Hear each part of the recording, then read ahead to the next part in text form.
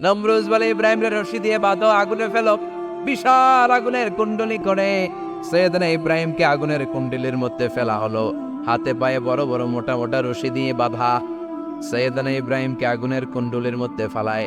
সৈয়দনা জিব্রাইল বলে, ও সৈয়দনা ইব্রাহিম, আপনি বলেন আমার পাখার আঘাতে আগুনগুলো এক পাশ থেকে আরেক পাশে, এক দেশ থেকে আরেক দেশে উড়িয়ে নেই, বিশাল আগুনের কুণ্ডলীকে এক ঝাপটা মেরে থামিয়ে দেই। সৈয়দনা ইব্রাহিম বলে, কোনো দরকার নাই, কারণ আগুনের মালিক আমার সাথে আছে। রাডাই, I don't need your help, আমার কোনো সাহায্যের দরকার নাই, কারণ আগুনের যে রব, সে আল্লাহ সবকিছু দেখে কি দেখে না। বিশাল বড় মোটা মোটা রশি দিয়ে সৈয়দনা ইব্রাহিমের হাত আর পা বেঁধে আগুনের মধ্যে ফেলে দেয়া হলো। মুহূর্তের মধ্যে আগুনগুলো দাউ দাউ করে জ্বলতে শুরু করলো। হাতের রশিগুলো পায়ের রশিগুলো মুহূর্তের মধ্যে জ্বালিয়ে দেয়। বিশাল বড় বড় তক্তা জ্বালিয়ে দেয়, লাকড়ি জ্বালিয়ে দেয়, কিন্তু সৈয়দনা ইব্রাহিমের একটা পশমও জ্বালায় না। আজও যদি তোমাদের মাঝে কেউ ইব্রাহিমের মতো নিমান আনিতে পারো, অগ্নিকেও পুষ্প বলে পরিণত করিতে পারো, ঠিক কিনা? মুসার মতো ইমান হলে রাস্তা হবে সাগর জলে, ইউসুফের মতো ইমান হলে একে একে দরজা খুলে। নবী ইব্রাহিমের মতন ইমান যদি আজ থাকে বিদ্যমান, অগ্নিকুণ্ডে দেখতে পাবে খুবসুরত এক ফুলবাগান। সুবহানাল্লাহ পড়েন। আল্লাহ বলেন, কুলনা ইয়া নারু কুনি বারদান ওয়া সালামান আলা ইব্রাহিম। আল্লাহ বললেন, আগুন, দুনিয়ার শুরু থেকে তোকে একটা ধর্ম আমি দিয়েছি, যা পাবি জ্বালিয়ে ছারখার করে দিবি, কিন্তু আজকে কয়েকদিনের জন্য তোর জ্বালানোর ক্ষমতা আমি আল্লাহ কেড়ে নিলাম। তে আমার ইব্রাহিমের জন্য ঠান্ডা হয়ে যা। কি হয়ে যা? তবে আগুন, খবরদার এত বেশি ঠান্ডা হবি না যাতে ইব্রাহিমের সর্দি না লেগে যায়। সুবহানাল্লাহ পড়ে। আগুন বলে, আল্লাহ বললা ঠান্ডা হ, আবার বললেন বেশি ঠান্ডা হবি না যাতে সর্দি না লেগে যায়। আমি কি করুম? আল্লাহ কয়, বারদাউ ওয়া সালামান আলা ইব্রাহিম, আমার ইব্রাহিমের জন্য এয়ার কন্ডিশন, নাতিশীতোষ্ণ, গরম নয় ঠান্ডা নয়, এরকম জান্নাতের গুলবাগিচা হয়ে যা। আল্লাহু আকবার। সৈয়দনা ইব্রাহিম আগুনের ভেতরে 40 দিন ছিলেন। চিল্লা এখন কয়দিন? একটা পশমও পড়ে নাই। আগুন থেকে বেরিয়ে উনি অনেক দিন বেঁচে ছিলেন। শেষকালে নাতি পুজিদের সাথে যখন গল্প করতেন তখন বলতেন, নাতিরা, আমার জীবনের সবচেয়ে আরামদায়ক সময় কেটেছে নমরুদের আগুনের ভেতরে ওই 40 দিন। ওই 40 দিন যে সুখ, আমোদ, ফুর্তি, আনন্দে আমি ছিলাম, আমার জীবনে কোনো সময়, কোনো মুহূর্তে এত সুখ, এত আনন্দ, এত চমৎকার সময় আমি কাটাই নাই। চিল্লাই কোন সুবহানাল্লাহ। এবার আল্লাহ ডেকে বলে, নমরুদ, টাইম ইজ আপ, তোর সময় শেষ, অনেক বেড়েছিস, অনেক সুযোগ দিয়েছি, আর না। আমি আল্লাহ সব সময় ধরি না, ধরলে ধরে না, ধরলে আল্লাহ ছাড় দেয় কিন্তু ছেড়ে দেয় না। সুবহানাল্লাহ পড়েন। আল্লাহ কি দেয়? ছেড়ে দেয় না। আল্লাহ বলে, নমরুদ, এবার তোর শাস্তির পালা। তোরে আমি ফেরেশতা দিয়ে মারবো না, জিন দিয়ে মারবো না, সৈয়দনা ইব্রাহিম দিয়ে মারবো না, তোরে মারবো আমি ল্যাংড়া মশা দিয়া। সুবহানাল্লাহ পড়ে। আল্লাহর বাহিনী, বাউদা জুনদুম মিন জুনুদুল্লাহ, এই মশাগুলো কিন্তু আল্লাহর সৈনিক। এই বাতাস আল্লাহর সৈনিক। 50 আর 70 কিলোমিটার বেগে যদি একটা বাতাস বয়, সব শেষ হয়ে যাবে, ঠিক কি না? এই জলোচ্ছ্বাসগুলো আল্লাহর সৈনিক, এই ভূমিকম্প আল্লাহর সৈনিক। ছোট্ট একটা ল্যাংড়া মশা নমরুদের নাকের ভেতরে দিয়ে ঢুকে কামড়াতে শুরু করছে। নমরুদ লাফাইতে শুরু করছে। নমরুদ রে সবাই কয়, নমরুদ তুমি ড্যান্স দাও কেন? কারে ড্যান্স না, মশায় কামড়ায়। মশারও কামড়ানো বাড়াই দিছে। নমরুদ এবার I M A disco dancer, disco dancer হয়ে গেছে। খালি লাফায়, খালি ডান্স দেয়। আহা, নিজের মাথার মধ্যে নিজে আঘাত করে, খুশি মারে, কিন্তু মশা বের হয় না। অমিয়া, এই মশা ঢুকছে কার অর্ডারে? এটা যদি বেরোতে হয়, বেরো হবে কার অর্ডারে? সে মাথার মধ্যে কিল মারে, খুশি মারে, নিজের নিজে আহত করে ফেলে, মাগার মাথা থেকে মশা বেরোয়। নাকের ভিতর দিয়ে মশা ঢুকে কামড়ানো, এটা কি চারটেখানি কথা? শীতকালে যখন কাঁথা গায়ে দিয়ে শুয়ে থাকে, মশা যখন পন পন পন পন করে কানের সামনে, খারাপ লাগে না? আবার কাঁথা টাথা সরিয়ে আবার শুয়ে, আবার বন বন বন বন। তো কানের সামনে পন পন করলে যদি আপনার এত কষ্ট লাগে, নমরুদের নাকের ভিতরে দিয়ে ঢুকছে। মস্তিষ্কে কামড়াচ্ছে, ওর কেমন লাগে? নমরুদ আর পারে না, অসহ্য, নিজেরে নিজে মারতে মারতে হাত পা কপাল সব লাল করে ফেলেছে। অবশেষে আশেপাশে চামচা চাকর বাকর খাদেম খুদ্দাম যারা আছে সবাই বললো, আমি আর পারিনি, এবার তোরা মার, তোরা মার। সবাই কয়ে, নমরুদ আজীবন নাম করে মারছস, এবার পাইছি খেলা, এবার ইচ্ছা মতো তোরা বিড়াম। এবার সবগুলা নমরুদ মারা শুরু করছে। মারতে মারতে বেহুশ মাগার মশা বেরোয়। এই মশা ঢুকেছে কার অর্ডারে, বের হবে কার অর্ডারে?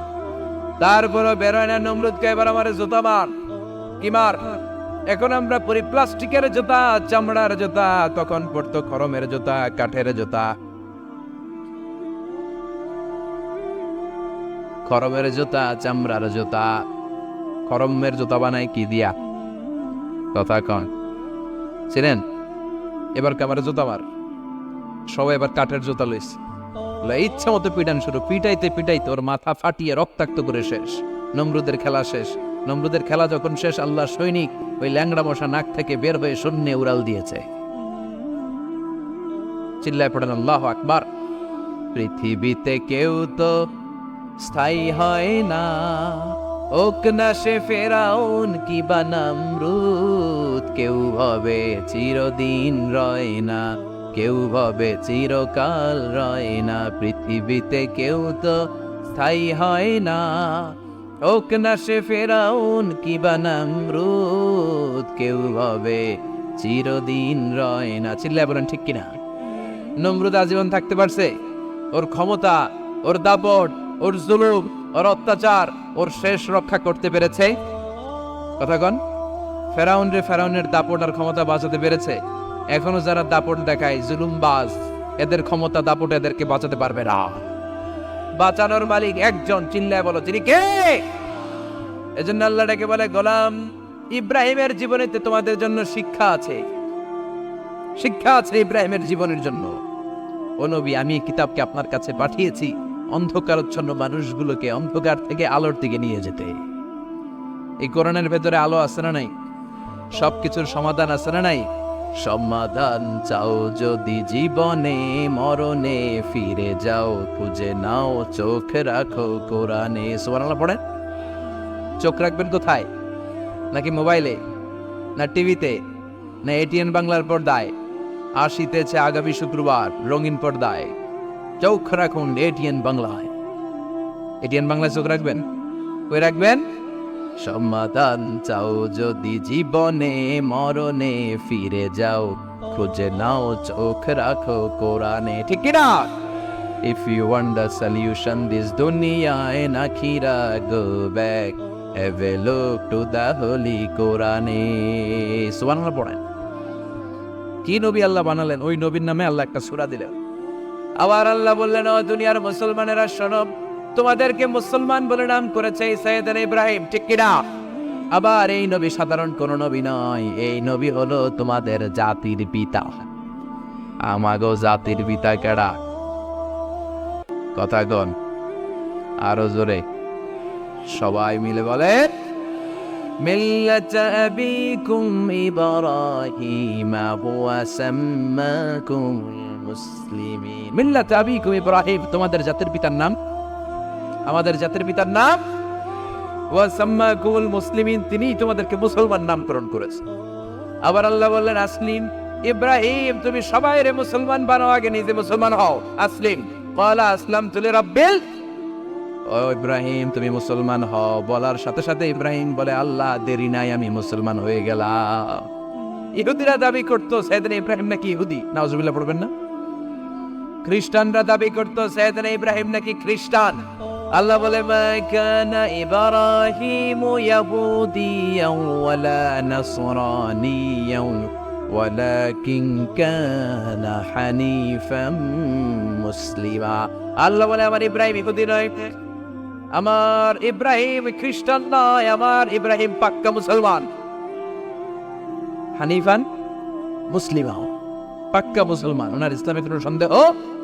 এজন্য আল্লাহ খুশি হয়ে ওনার একটা উপাধি দিলেন। উপাধিটা হলো লা হালিম। ইন্না ইব্রাহিম লা হালিমুন আওয়াব মুনিব। আমার ইব্রাহিম সহনশীল, আমার ইব্রাহিম ভদ্র। সুবহানাল্লাহ বলেন। আমাদের বাংলাদেশে আমাদের মুসলমানদের মধ্যে এটার সবচেয়ে বড় অভাব, সহনশীলতা আমাদের নাই। কথা কর, নিজে যেটা বুঝি ওইটাই। আমি তাবলীগ করি, আমি মনে করি আমি হক, বাকি সব বাতিল। এই সমস্যাগুলো বাগেরহাটে আছে না নাই? হ্যাঁ, আমি যদি জামাত ইসলাম করি, আমি মনে করি আমি হক, বাকি একটা দলর আমি হক বলতে চাই না। আছে না এরকম? আমি আহলে হাদিস, সো আমি হক, আর বাকি যা আছে সব বাতিল। আমি কওমি, তো আমি ভালো, আলিয়া সব খালিয়া। কথা কর। আবার আমি আলিয়া, আমি ভালো, কওমিয়া সব শেষ। এই ঠেলাঠেলি এই দেশে আছে না নাই? এক ইসলাম, এক নবী, এক কোরআন, এর কোনো সহনশীলতা নাই। সে অন্য নেশাবে পড়ুক, সে অন্য মতদর্শে হোক, সে তো আমার ভাই। সবচেয়ে বড় পরিচয়, সেও মুসলিম, আমিও মুসলিম। এই চিন্তাটুকু নাই।